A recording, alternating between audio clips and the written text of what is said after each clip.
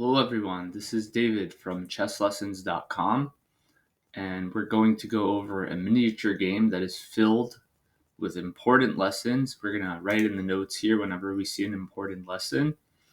And this was a game that took place on LeeChess.org in the under 1300 Super Blitz Arena.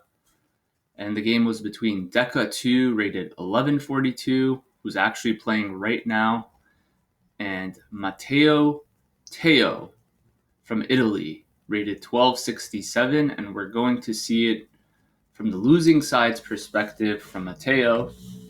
And when you play chess, we're all winners because we learn from our mistakes and we improve. The game opened with e4, e5.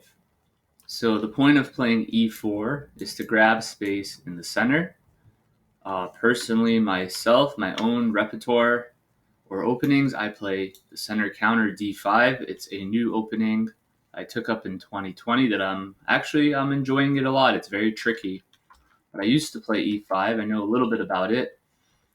Bishop c4. I don't like this move so much. Generally, what you want to do is develop your knights before your bishops, or in this case, maybe your knight and then your bishop so that you can castle quickly. So Bishop c4, attacking the f7 square. You have to be aware of this, that this f7 square is weak. You played knight to f6, and the purpose of the move knight to f6 is, one, you want to get your bishop out of the way and castle as quickly as possible. And secondly, this pawn is hanging. This pawn is not defended. There is no knight on c3, and this pawn is not on e3. So this pawn doesn't have a defender, and I'm not sure if your opponent realized that.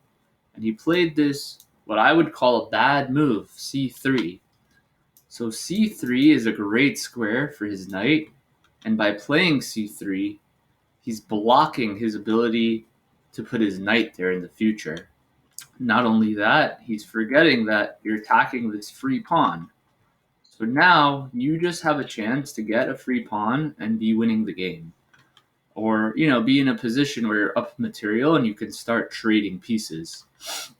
You missed that. You played bishop to c5, attacking his vulnerable f2 square. I would say his f2 square is more vulnerable than yours because he wasted time with c3, versus on your side, you can just castle on your next move and f7 won't be that weak.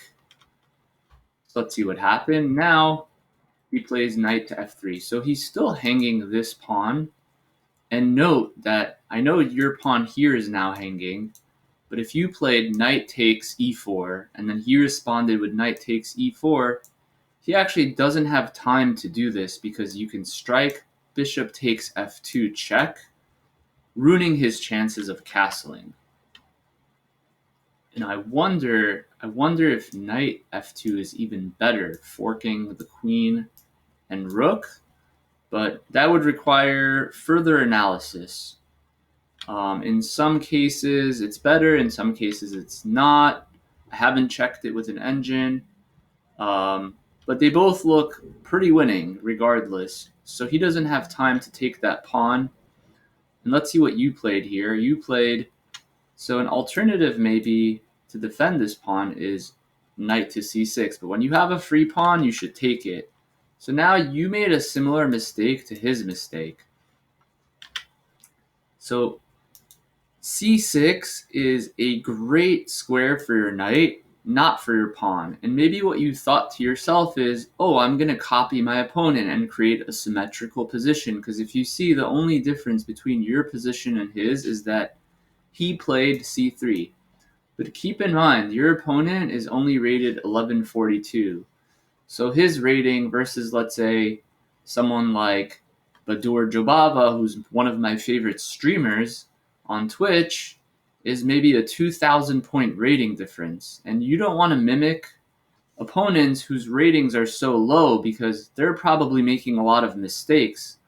He made the mistake of dropping his e4 pawn, and you kind of copied his setup, which is not so ideal. So your opponent's primary objective right now should be, one, to defend this pawn, maybe with a move like d3 and castle. Your goal in the opening is to capture and control some central squares, but more importantly, it's to get your king to safety and eventually connect your rooks where they could see one another. So your opponent struck out in the center prematurely without castling his king or defending this pawn. And note that, yes, he is attacking your bishop here, but you can simply just take the pawn and it's not a problem. And if you were worried about e5, this is not an issue either, because you can strike back at this bishop with d5, counterattacking, and if he takes you here, you can take him here. So you can take on c4, and this is not really an issue. You just go rook over, and you're fine over here. Like a move like queen e2, block with bishop to e6. And if he takes you, let's say, en passant over here, you can just castle and you're ahead in development, and next move you'll just be taking the pawn on d6 with your bishop. So let's go back a little bit. So instead, you went back. So one thing to note is that this knight, one of the points of putting your knight on f3 is to put pressure on the e5 square. And that's why I didn't like c6, because if your knight was on c6, it could put pressure back. So by going backwards into e6, you're creating two problems. One problem is that you can't move this pawn anymore, and your bishop is kind of stuck in prison. He's kind of like in jail. He can't go this way, he can't go this way. Secondly, your opponent found a tactic here, which is a fork. Pawn takes e5, protected by the knight, forks two pieces. Now, there's an important lesson to learn here, aside from the fact that you shouldn't have gone back. There's another important lesson, is when you're in a bad situation, try to make the least damaging move, or the move that will cause you the least amount of pain, even though you're in a bad situation. So one move that I can think of is, this bishop is stuck because this pawn is blocking it. So maybe if you take the pawn, yes, you are up a bishop for a pawn, but play d5, now you have some chances to come back in the game because your bishop can get out now. And let's say he castles and you castle. This is still a game. It's far from over. And yeah, like you're adding some pressure to c4 to the bishop. So let's see, d4. He doesn't have time to castle. He'd have to, let's say, take, and let's say he'd have to move back because you're defending this twice. Now you castle, and this is a game, you know, like, so let's see what you did. You took the pawn on e4, and note that when your opponent recaptured here, you can't recapture because the queen is holding that square. Now this bishop is out of the game.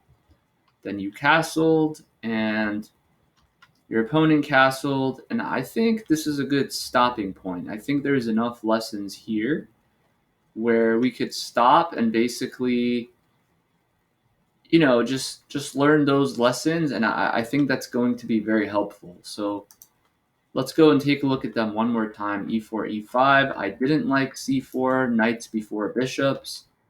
Knight f6 attacking this pawn, and you might as well go ahead and capture it at that point. Bishop c4, pressure on f2.